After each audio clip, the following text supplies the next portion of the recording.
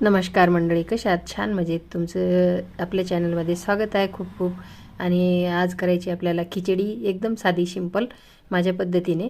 तर चला मग दाखवते तुम्हाला. इकडे मी कुकर घेतला, गॅसवर ठेवला आणि आता त्यात टाकायचं आहे आपल्याला 2 चमचे तूप.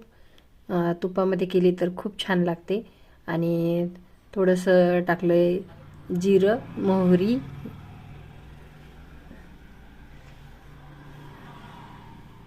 आणि थोडंसं हिंग टाकायचं, थोडा लसूण टाकायचा,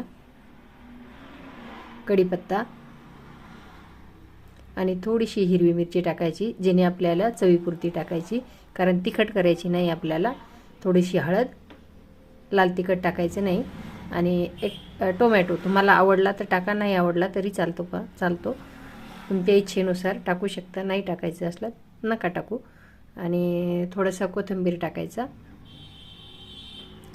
आता इकडे मी डाळ तांदूळ भिजू घातलेले, चवीपुरतं मीठ पण टाकून घ्यायचं. डाळ तांदूळ भिजत घातलेले आहेत थोडा वेळ. तुम्हाला डाळ पण जी आवडली ती घेऊ शकता, तुरीची किंवा मुगाची. तर मी मिक्स घेतलेली आहे थोडीशी. आणि गरम पाणी टाकायचं, त्याने झटपट होते आणि चव पण खूप छान अशी लागते थंड पाण्यापेक्षा. तर आता घेऊया झाकण लावून. बघा किती छान दिसत आहे. आणि आपण ह्याच्या घेऊया 3 शिट्ट्या, कारण मऊसूत छान लागते. तर 3 शिट्ट्यांमध्ये खूप छान अशी होते. झाली आहे शिट्टी.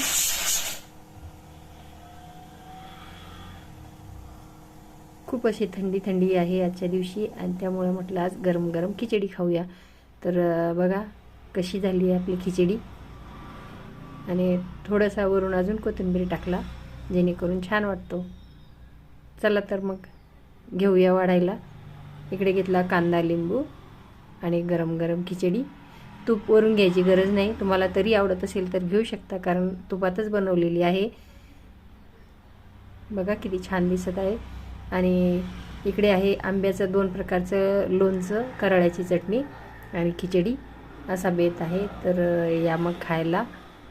आणि कशी झाली ते सांगा. थोडीशी बुंदी आहेत, उकडलेल्या तुरीच्या शेंगा पण आहेत. आणि अशा पद्धतीने आहे आपलं जेवण.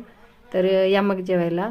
आणि आवडल्यास लाईक, शेअर करा, सबस्क्राईब करा, कमेंट करा.